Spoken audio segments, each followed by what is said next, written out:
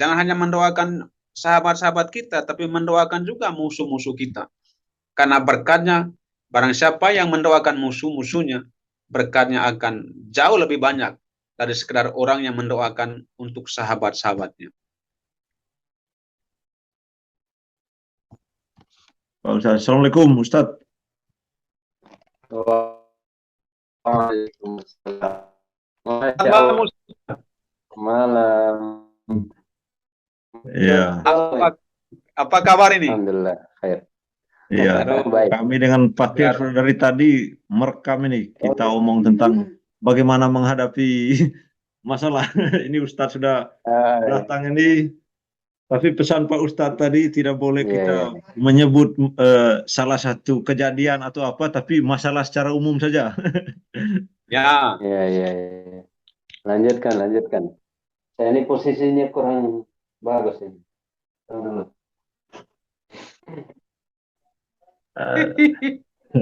Ini Ustadz ini posisinya lagi di Mbai Flores. Kemarin terbang dari Kupang sehingga di Manggarai Timur, langsung ke Mbai lagi. Atau sudah di Ende Ustadz? Sudah di Ende. Ya begitu lama tadi. tidak ketemu nih.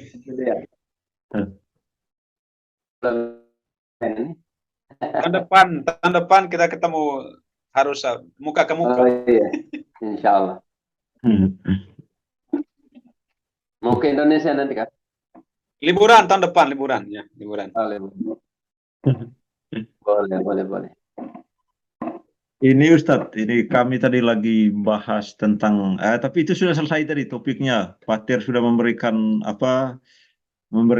ini pandangannya tentang. Ini apa bedanya Pakter dengan Romo aja? Saya lihat tulisan. Sama Romo dengan Pak Tir itu sama. Oh gitu kan? Ya. Berarti saya sebut. Karena orang Jawa sebutnya Romo, orang Flores sebutnya Pak Tir. Oh gitu. Iya gitu Ustadz. Jadi yang topik yang tentang polisi tembak polisi, Ustadz tidak akan masuk ke situ. Kami sudah selesai tadi. Tetapi begini Ustadz, ya mungkin Ustadz juga bisa memberikan memberikan pandangan. Misal saya ini kan, saya ambil contoh diri saya sendiri saja. Banyak masalah yang saya hadapi, dan itu juga terjadi di kebanyakan orang. Yang saat ini kan misalnya masalah utang, atau masalah pekerjaan, dipecat, segala macam. Ya, bagaimana Ustadz, kalau kita menghadapi sebuah masalah, itu sebenarnya karena apa? Atau apa yang melatar belakangi sebuah masalah itu terjadi? Baik. Jadi hidup adalah masalah. Iya. Jadi memang kita hidup ini untuk menghadapi masalah. Dengan adanya masalah, orang itu semakin dewasa. Hidup ini sesungguhnya seperti kita bersekolah. Ketika kita lahir itu sama dengan ketika kita mendaftar di kelas pertama, entah itu tingkat SD, SMP, atau bahkan di PAUD atau di dunia kampus. Ketika kita masuk di sana berarti sama dengan ketika kita terlahir di dunia. Dan kita masuk ke alam dunia ini tanpa bawa apa-apa. Sebagaimana kita masuk ke SD, kelas pertama itu kita hanya bawa buku catatan. Dan hari-hari kita itulah lembaran catatan yang kita bawa. Apa mau kita isi, itulah yang kita lakukan dalam kehidupan kita sehari-hari. Di akhir tahun biasanya ada ujian. Ya, untuk melihat siapa yang naik kelas dan siapa yang tidak. Nah, disitulah sumber masalah itu. Kenapa kita diberikan masalah? Kenapa kita diberikan pertanyaan-pertanyaan itu? Supaya kita ini semakin dewasa dan semakin bagus kualitasnya. Tentu saya tidak berasal bicara. Dalam beberapa ayat itu memang disebutkan. Di antaranya surah Al-Baqarah Kemudian juga dalam surah Al-Mulk. Dalam Al-Baqarah itu Allah sangat jelas, وَلَنَبْلُوَنَّكُمْ بِشَيْءٍ مِنَ الْخَوْفِ وَالْجُوعِ وَنَقْصٍ مِنَ الْأَمْوَالِ وَالْأَنْفُسِ وَالثَّمَرَاتِ. Sungguh, benar-benar kami akan menguji kalian dengan sedikit rasa takut, rasa lapar, kekurangan harta, kekurangan jiwa, ya, itu adalah masalah. Semuanya masalah. Tetapi Allah ingatkan, beri kabar gembira kepada mereka yang sabar. Nah, ini sekaligus memberikan Allah mengabarkan bahwa kehidupan ini adalah masalah, tapi Allah juga memberitahu bagaimana cara menghadapi masalah. Iya. Bagaimana caranya? Wabasyiris sabirin. Beri kabar gembira kepada orang yang sabar. Siapa mereka? Alladzina idza asabatuhum musibah qalu inna lillahi wa inna ilaihi raji'un. Ketika mereka diberikan masalah, mereka langsung mengatakan, kami ini kan datang dari Allah dan kami ini akan kembali kepada Allah. Jadi dia menyadari bahwa hakikat ujian itu datang dari Allah, ya, dan akan kembali kepada Allah. Artinya apa? Kalau seseorang dalam menghadapi masalah mengandalkan pribadi, ini akan menimbulkan masalah baru. Tapi ketika dia menghadapi masalah mengandalkan yang menciptakan masalah itu, maka masalah selesai. Ya, masalah selesai. Seperti itu. Jadi kehidupan adalah masalah. Ya. Mantap. Ini ke Ustadz saran sama, ke Pakir juga. Ternyata karena jauh dari Sang Pencipta. Dan masalah juga diberikan oleh Sang Pencipta itu sendiri. Ya, betul. Tetapi ada juga masalah mungkin yang dibuat, ada memang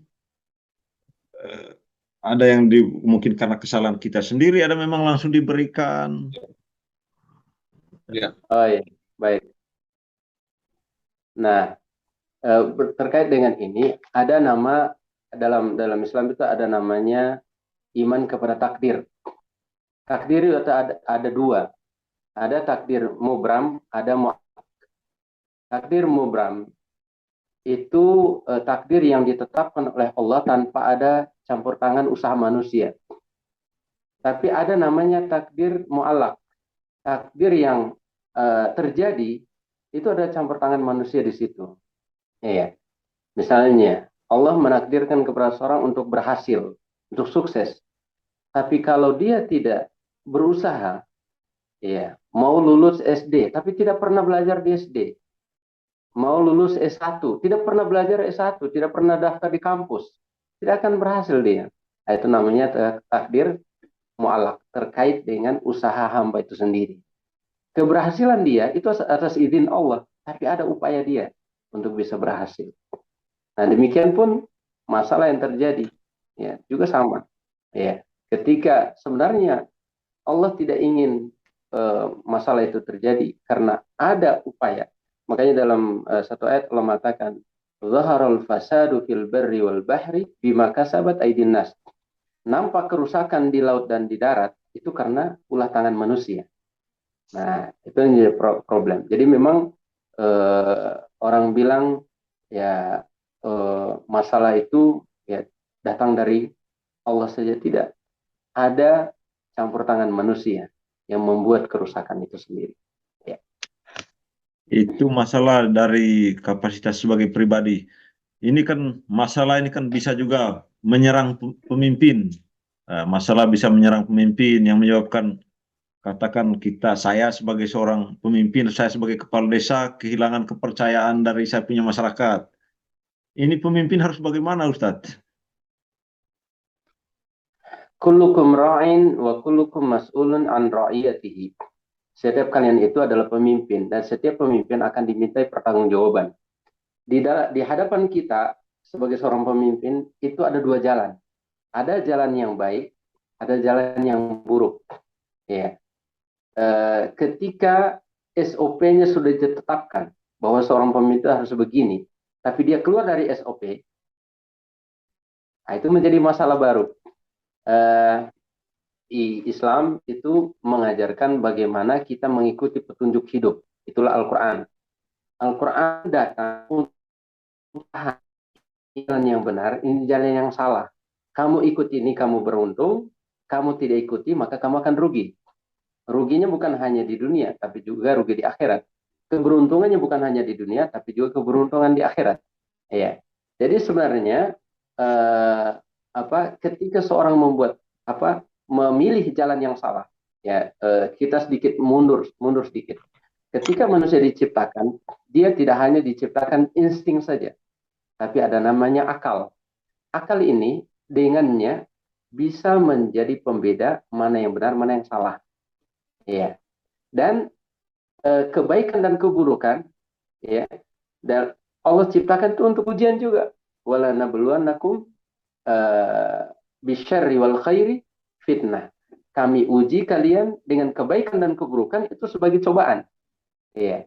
Jadi kebaikan dan keburukan itu cobaan bagi manusia. Kira-kira mau memilih yang mana? Mau memilih yang salah atau memilih yang benar? Iya. Memilih yang salah ada konsekuensinya, memilih yang benar ada konsekuensinya. Iya.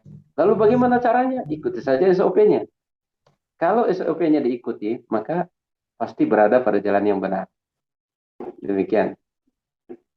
Ya, mungkin Pater mau berinteraksi langsung dengan Ustadz. Ini tinggal dua menitan ini untuk topik ini.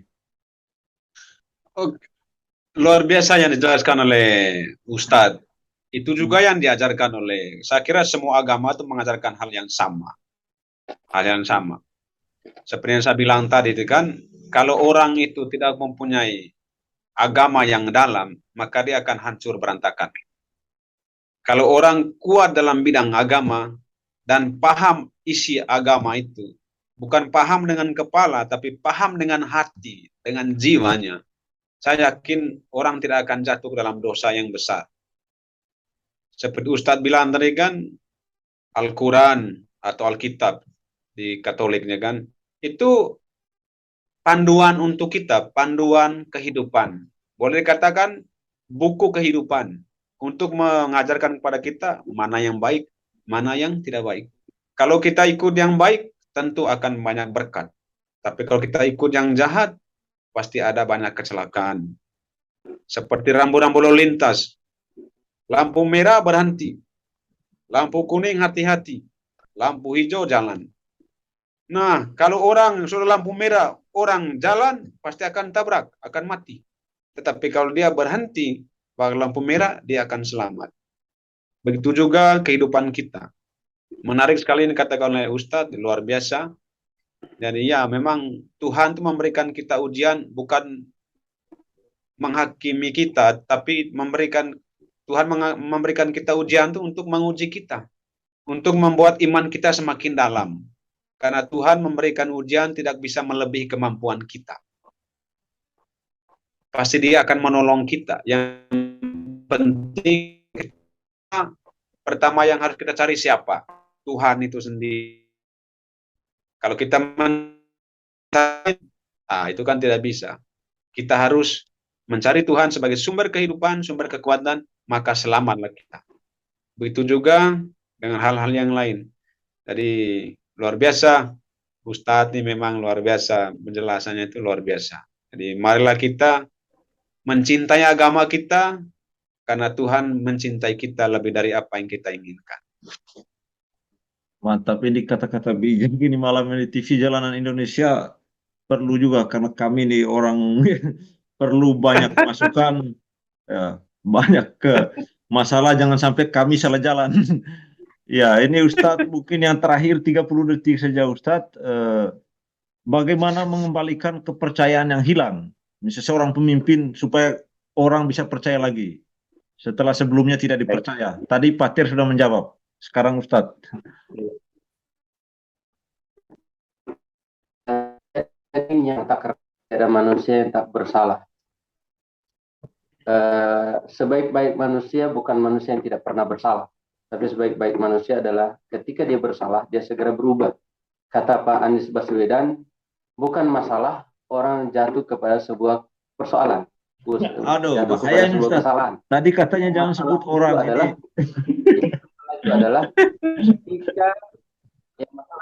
ketika yang masalah itu adalah ketika orang yang sama jatuh pada kesalahan yang sama dua kali. Itu ada masalah. Nah, seseorang supaya bisa mengembalikan kepercayaan. Sebenarnya, tunjukkan Anda ingin dipercaya oleh Allah yang menciptakanmu, niscaya manusia akan mempercayaimu. Tapi ketika Anda berubah karena manusia, maka Allah akan menjauh dan kamu dibiarkan terlantar oleh manusia. Siapa yang mencari keridhaan manusia dengan kemurkaan Allah, maka Allah dan akan membuat murka dan makhluk pun dibuat murka oleh Allah SWT kepadanya.